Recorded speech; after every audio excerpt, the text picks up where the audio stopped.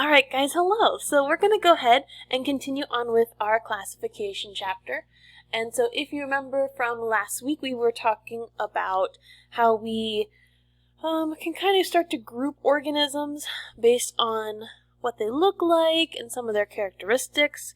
And we also use their scientific name to help group these organisms. So we talked about the genus name and the species name, and I mentioned that those were actually levels of classification that we're going to get to today. Okay.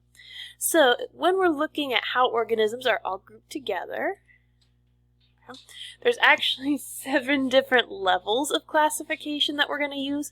So if you remember, there were 2 scientists from last week. We had Aristotle, who grouped our organisms into plants and animals, and then we had our second guy, who is Carl Linnaeus, is who you see on the screen right now. And Carl Linnaeus is actually, he is the father of modern taxonomy, and his system is one that we are still using to this day. So these are sometimes known as Linnaeus's 7 levels of classification. Alright, so Linnaeus came up with a hierarchy, which is kind of just another word for like a ranking system for classifying organisms. That is the basis for modern taxonomy. Remember taxonomy, vocab word, it is just a branch of biology that is used for grouping different organisms together. Alright, so Linnaeus came about because he saw that Aristotle's first grouping system was not adequate for what we had found out by this time, by Linnaeus's time. Because remember, Aristotle just grouped them into plants and animals. Okay, Linnaeus said, well, there's a lot more that don't fit into that just the plant or animal category.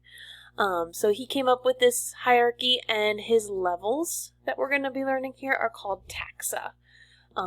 Sometimes singular, they're taxon, and then plural, they're taxa. Okay. And so his system is actually what we are still using to this day. Now we have added another level to his system most recently, within the last 10 years or so. We've actually added another level, but his is still the foundation that we use. The level we added, which we'll get into here in a little bit, is actually one that just helped broaden the field a little bit more. Okay, so his taxa are still the most important ones that we're still using to this day. Alright, so there are 7 levels, and they go. So we are starting with the broadest, and we're getting to the most, and going to the most specific. So the broadest level, or taxa, is kingdom. An example of this would be like your animal kingdom. Okay, lots of organisms in the animal kingdom. The plant kingdom. Okay, those are kingdoms. Now let's say we want to get a little more specific. Then we would go into phylum. Okay, and phylum, so if we're in the animal kingdom, some of the phylums, let's see here, one that you might be maybe familiar with. Phylum Arthropoda. Okay, or arthropoda, excuse me. Phylum Arthropoda would be one where we have a lot of our like insects and crustacean. Okay, things that have exoskeletons. Okay. Now, if we wanted to continue getting more and more specific, okay, we would go into the class. So, an example of a class, Arachnida, which is your arachnids. Okay, so notice how we're getting more and more specific. Order falls underneath class. Okay, so if we're looking at a group of spiders, then, okay, maybe the tarantulas. Okay. Family, okay, is the next specific level. And then we have genus and species. Now, the genus and the species, that's actually what makes up your scientific name. So the genus was the first name, and the species was the second. Okay, so in order from broadest to most specific, goes kingdom, phylum, class, order, family, genus, species. Okay, now it is important to know these in order, and there's a couple different ways that you can help yourself out to remember them. So sometimes people like to remember mnemonic devices. We've used a couple this year. Some mnemonic devices to help you remember this order is King Philip came over for good spaghetti. Kingdom, phylum, class, order, family, genus, species. Or another one that I've heard, King Philip cried out, for goodness sakes. They like King Philip because King, Kingdom, Phylum, Philip, kind of sounds the same. Tomorrow's Ed Puzzle, you will actually have a music video. It's one of my favorite things to show, and I'm kind of disappointed that I don't get to be there to see your reactions. But there's actually a music video that a teacher created to remember Kingdom, Phylum, Class, Order, Family, Genus, and Species. This being said, this film was done like in the late 70s, early 80s. And the reason he created it is because a lot of his students had trouble like reading and writing and memorizing things, so he made a lot of like music videos to it. And I have to say, considering the time period, I'm impressed. Alright? At first you're like, oh my goodness, this is horrifically tacky. But at the end of it, you're like, oh, I will never ever forget Kingdom, Phylum, Class, Order, Family, Genus, Species. Okay, so tomorrow you can have that to look forward to. Or maybe not. Either way, it's fascinating, okay? Alright, so sometimes we will see questions pop up in different, like, tests or different assignments and things like that, so I do like to, like, look over these real quick. So we see 4 different organisms here. Okay, now you can kind of guess what they are already. But if we wanted to figure out which ones were most closely related, we would take a look at the taxa that they have in common. So the more taxa that they have in common, the more closely related they are. Now you notice that the part right here, it starts at order, okay? And so it doesn't give us the kingdom, phylum, class of these organisms. However, for something to be in the same order, that also means that they have to be in the same kingdom, phylum, and class. So if they have the same order, you can assume that they already have the same 3 higher levels. Okay. So for example, they'd all be in kingdom Animalia. They all have backbones. Okay. So they would be in phylum Chordata. Okay, so they all have those in common. So if we take a look, they just left them off here just to make it a little easier to read. If we look at the order, okay, so we'd look at organism number 1, 2, 3, and 4, they're all in the same order. So they are fairly closely related. They're all in the Carnivora order, which is named after your meat-eating animals. Okay. Now we're going to go ahead and look at the next one, which is your family. So organism number 1, Canidae. Organism number 2, Ursidae. 3, Canidae. 4, Canidae. Okay, so these are all Latin names, which is why they sound a little weird.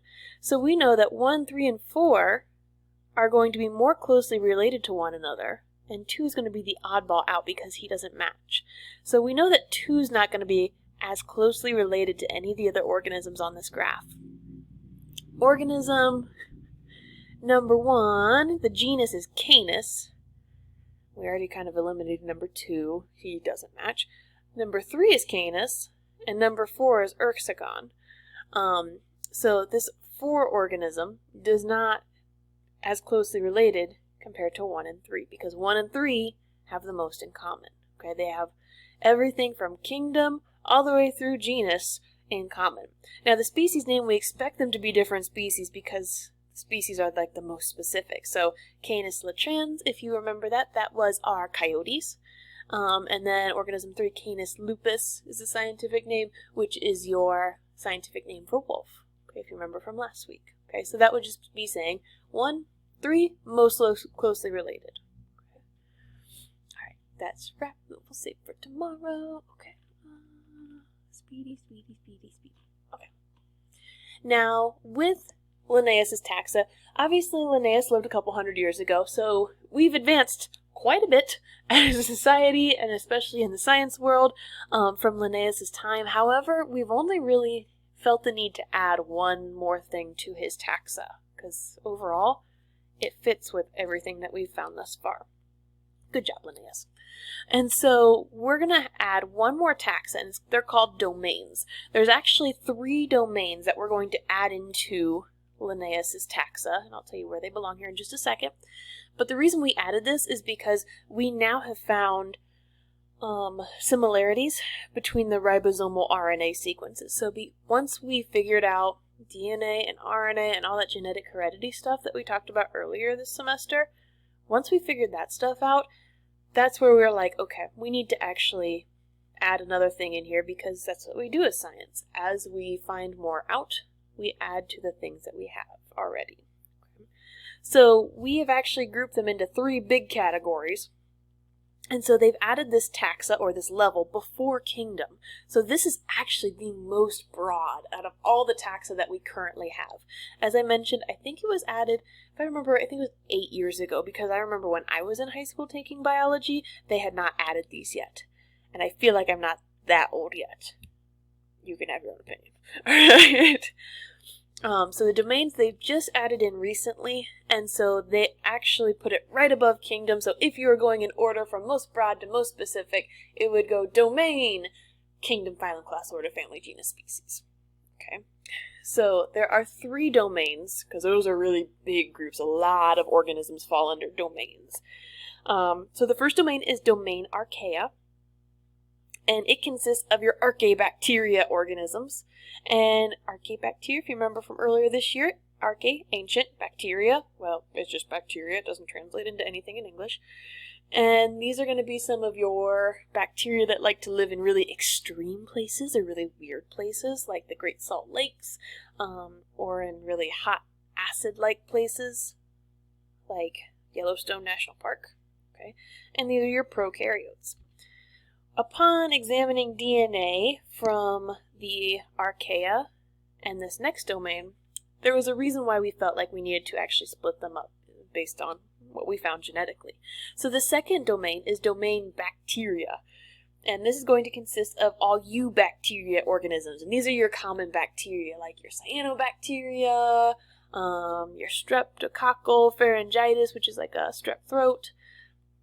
So a lot of the like day-to-day bacteria falls under domain bacteria. As we know, prokaryotes, because they are simple cells. Okay, they're bacteria. Now, I mentioned there's only 3 domains, and 2 of them are for the prokaryotes. So that third one has to be where everything else is going to fall. So domain eukarya, sounds like eukaryotes because that's exactly what it's named after, is going to be where we have all the eukaryotic organisms, fungi, plants, animals, anything that has a nucleus, found here. Okay, anything without a nucleus is going to be in the archaea or bacteria, depending on what their genetics say. So we've seen, there's some graphs out there that kind of look like this. Here's your archaea, your eukaryotic, and bacteria. So your archaea is going to be all of your archaebacteria, regular bacteria is going to be your common bacteria, and your eukarya is going to be a whole bunch of other things. There's going to be a lot more organisms here than in the other 2 domains.